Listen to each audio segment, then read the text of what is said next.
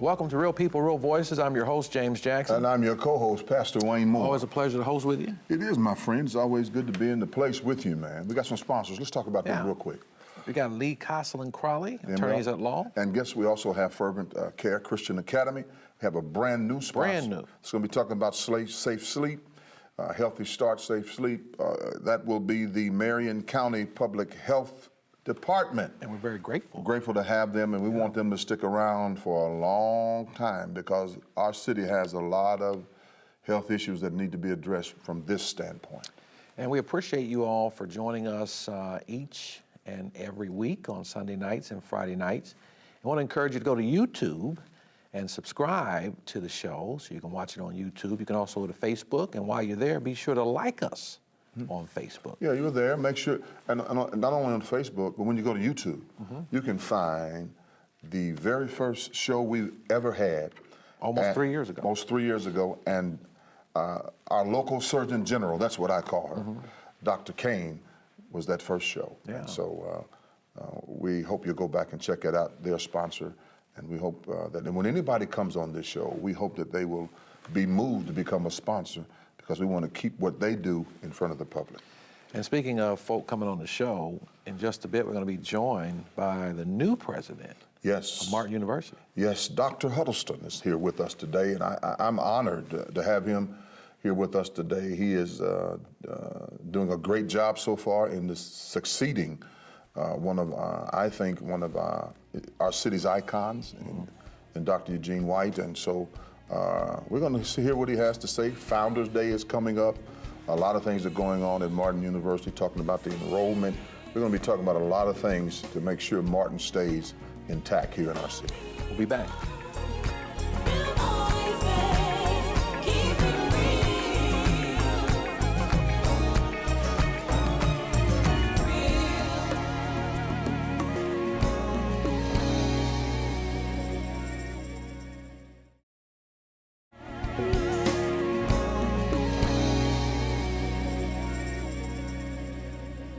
Welcome back to Real People, Real Voices, and we're joined by Dr. Sean Huddleston. Hello. Thanks for being here. Thank you for having me. And congratulations. Yes, congratulations. Oh, thank you very much. Yeah, I hope you're enjoying it. Martin University, 50 years old this year, right? Well, we're getting there. Yeah. We'll be there 2027, 50 years old. 50 years old. Well, Yeah. I mean, you're over 40 this year. Yeah, that's right. Yeah, I'm sorry, excuse me, yeah.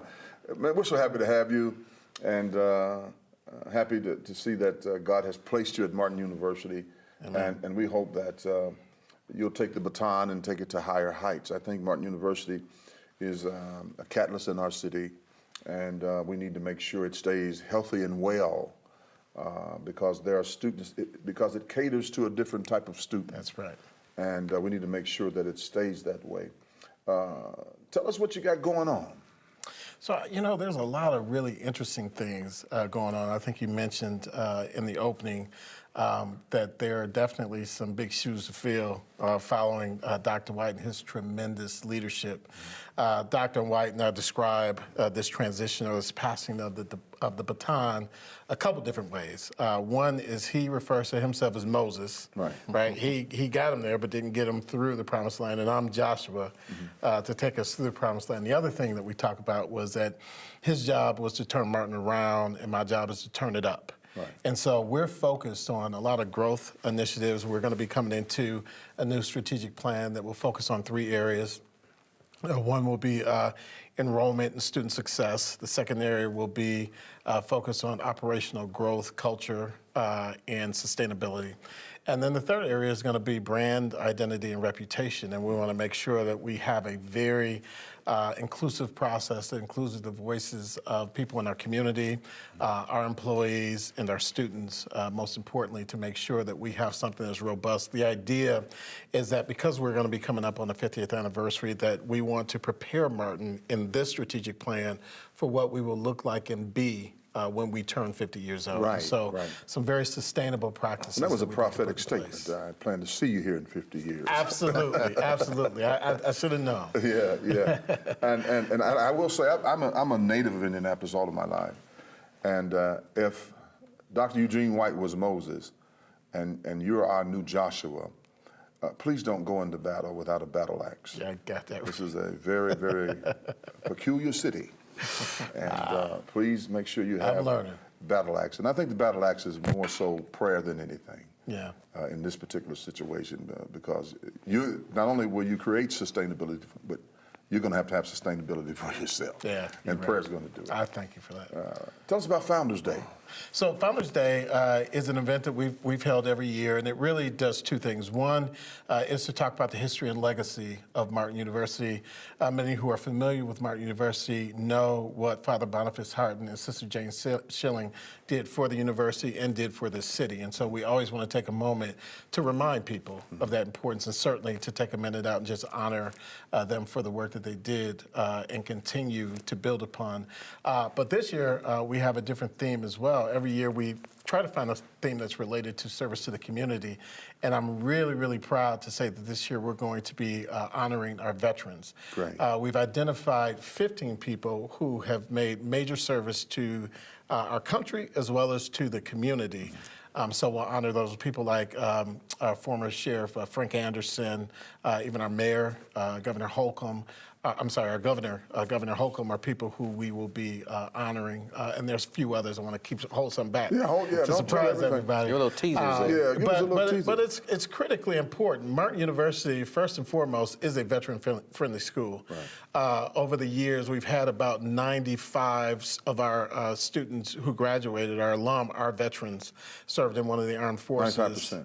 Yeah, and so we've got another 13 or 14 or so who are currently at the university as veterans. And so we, as you know, we are a school that's important for returning adults, people who maybe didn't start a degree right out of college, those who were not welcomed on college campuses. And so we are the perfect place for veterans. We're also the perfect place to honor people who have served. And so we intend to do that. That's great.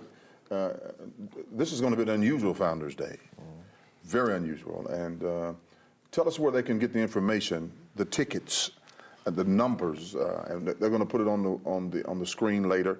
But we need to know so we can make sure people are in the auditorium. Best place to go is to go to martin.edu. Go to camera 3 and tell them. Best place to go to get tickets to come to our Founders Day is go to www.martin.edu. Go to events, and right there you'll see a drop-down menu and information about Founders Day. And we truly, truly hope that you come and help us celebrate both our founders as well as those who have served our country and our community. You still have the donate button on there? Yes, we do. Okay, just want to make That's sure. never going away. So certainly you've had an extraordinary journey Yeah. to get from the different places you've come from to Indianapolis. How did that come about? Yeah, so it's a good story for me to tell because I'm not sure people really understand. I was born and raised in Detroit, Michigan. So Midwesterner my entire life. I grew up in a city that is much like Indianapolis. We certainly have had our struggles, but we have a lot of power, we have a lot of influence, and we have a lot to be proud of. And so growing up in Detroit, I grew up at a time when Detroit was about 89% African American. Truly, everyone that was in any position of authority was a person of color. And so I did not believe that there was anything that was not available to me.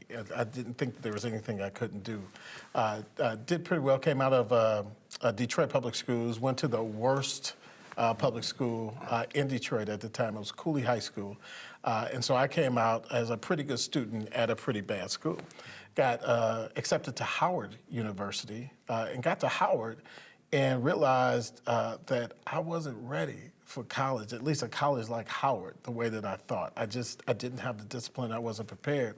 And so after my first year at Howard University, I realized that I probably wasn't gonna last there and had to find another school. And so transferred to Alabama State University, another historically black college in the South, and that was my first experience being in the South. And I will tell you that I tell people all the time that I learned more about life and people than I did about books and classes when I was at Alabama State. And so it absolutely was an important time in my life, a way that I developed, but circumstances happened in my life and I had to leave there as well.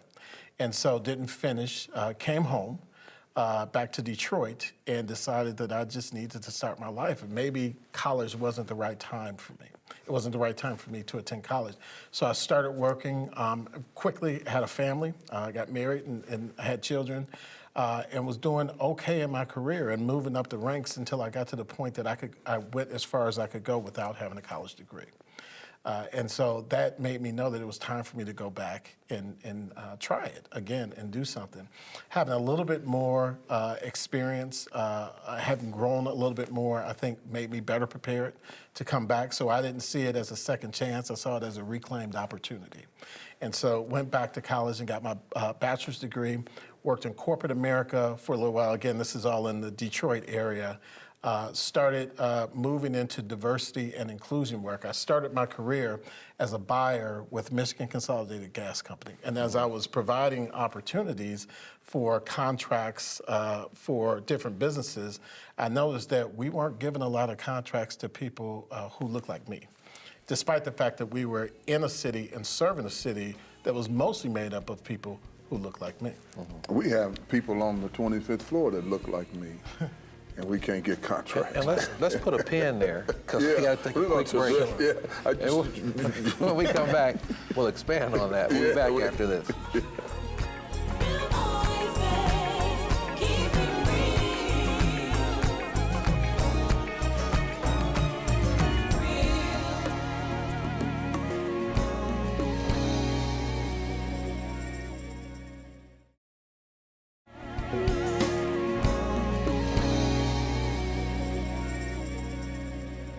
Welcome back. We're happy to be back here on Real People, Real Voices. We're introducing the new president of Martin University, Dr. Sean Huddleston, doing a great job. He was talking about vendor contracts when we left.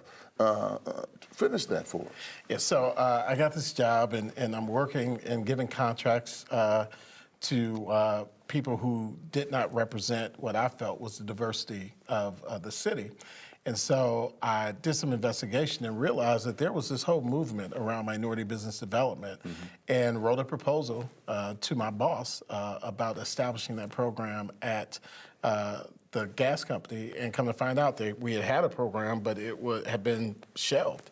And so I brought the program back and we started giving those awards. And that really was my entree into diversity, equity, and inclusion work. And so I expanded from doing that work for just vendors to start looking at it around workforce as well.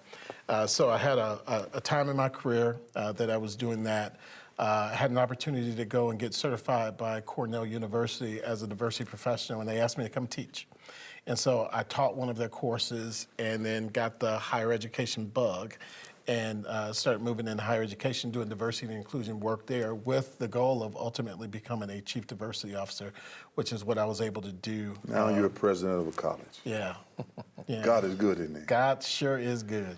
I mean, he'll give you promotions that you don't even see coming. Yeah. And that's phenomenal. I think I'm very proud of you, Dr. Yeah. Thank you.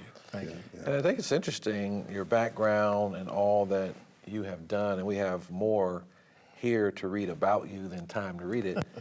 But tell us how your experience, your background will help you to move Martin's vision forward, along with that, the mission for the college, for the university. Absolutely. Well, as I've been telling people all the time, and I'm sure the two of you will appreciate this, I have not had the benefit of being called to ministry like you have, but I certainly was called to Martin University. When we arrived in Indianapolis just under 2 years ago, we were trying to learn the city. We drove over 70 going downtown, and we saw this exit 85 that said Martin University.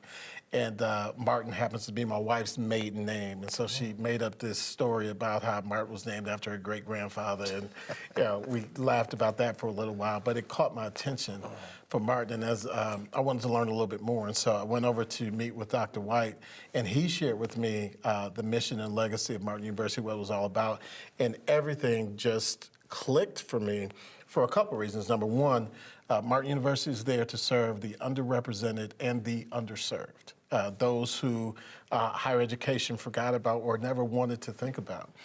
That's been my whole career, not just in higher education, but also on the corporate side, is making pathways for success for those who were not deemed to be able to or have the capability of being successful in those environments.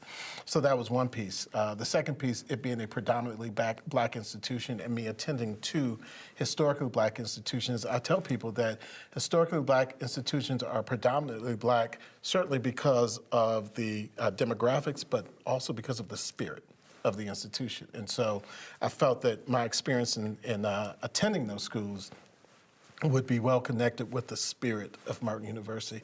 And the third thing is, as a returning adult student, I understand the plight and the journey that our students have taken. I understand what it took to even have them make the decision to return to school. And so with those three things in mind, I felt that it was the right move. And Martin just kept coming to my conscience. It kept coming to my conscience at a time when other schools were talking to me about possibly going and recruiting me away. The city of Indianapolis and Martin University, that was the right mix. And certainly for myself and my wife, it was absolutely the right decision. Yeah. You know, I really want to, I don't know if it's appropriate to do so, but I want to thank you, Brother President, and the Board of Trustees for the honorary doctorate degree that I'll be receiving I was this just year. going to Yeah, I mention want to that. thank you for that. I don't want to let this show go by. And Doctorate of Humane Letters that we will receive on May 18th. I want to thank you for that. Oh, well, you know, it is absolutely our pleasure. And quite frankly, some things aren't hard decisions to come to. When you come to people who have changed lives, changed our community, changed the world in some way, that is the greatest lessons in leadership and education that we could ever see. The model that you put forward for other people to follow is one that certainly needs to be recognized, and it is the least that Martin University can do to show our gratitude and to show your commitment to moving education forward. Because I love this community. I think Jack knows I do. Oh, absolutely. I love this place, and I love Martin. I did Martin for a couple of years. Then I went on to do some seminary work. But I love Martin, and I'm going to do everything I can to represent Martin well and to do everything to sustain it. Well, I think the two of you have gotten us off to a great start. I think the first time we met is when we were talking about the telethon that you all brought to Martin And I hope you do it University. again this year. It's definitely the plan. Yeah. I mean, I think it was successful. Yeah. And I think I learned in the first meeting when I was transitioning in, I learned the value. And I learned that it speaks to some people who don't necessarily have the opportunity to come to large events or other things like that, but still care about the university. Yeah. So you all actually gave me that education. Yeah, You're well, thank welcome. you. You're welcome. You're welcome. Thank you. Jason. Thank you. Yeah, and I hope that we can, in the future, we do need a strong faith-based connection at Martin, but we also need a strong business Absolutely. connection. I mean, we need businesses to look at Martin on a yearly basis, starting at $25,000 a year. We need them to start looking at, I'm talking about major businesses. $25,000 a year for major businesses is no money. I received that. Yeah. I received But that. if we can just get major businesses just to start budgeting $25,000 a year to Martin University, that will do a lot of work and a lot of create a great endowment that will keep Martin around for a long time. Well, feed the endowment. And that's what we're talking about. Yeah, we would love that, and that's what we're shooting for. We believe that the strategic plan that we're putting together should give them something that would interest them and feel moved to help to invest in our community and in the university. So from your lips to God's and everybody else's ears, hopefully that comes true. Yeah, that's the starting point. I Yeah. mean, you have the Allisons are here, the Eli Lilly companies are here, and they do things, but it ought to be a standard check every January to sustain that college. They do it for other places. Especially for the only predominantly black institution in this country, and the only institution that cares about really serving and focuses on serving the students that we do. Yeah. Well, we're going to be watching your forward progression. Well, thank And you. I think one of the societal influences is business. The other is education, along with others. And based on your background as being able to matriculate to the top of business? You think you'll be able to transition some of that skill over into the education sector and take Martin to the next level? So I'm hopeful. I mean, that certainly is the plan. As you know, when you're sitting as president of a university, you're also a CEO. And as the chief executive officer, my job is to think about the business side of the university as well, and treat it as such. So, you know, as you're watching, I hope everybody walks along with me. And certainly I have your prayers. Absolutely. And we will move this thing together. Founders Day. Remember Founders Day. Yeah. Founders Day will be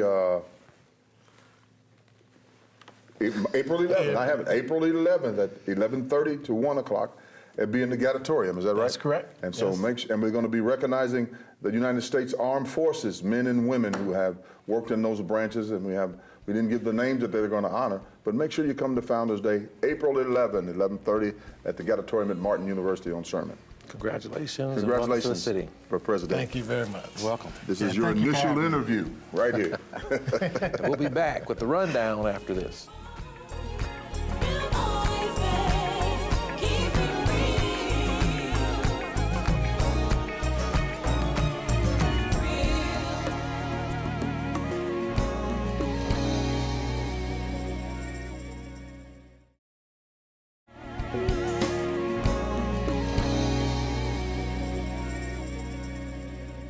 Welcome back to Real People, Real Voices. I'm your host, James Jackson. I'm your co-host, Pastor Wayne Moore. And I'm your executive producer, Faith McKinney. And we want to very quickly thank our sponsors. Lee Carso and Crawley, who have been with us and doing a great job in the city of Indianapolis.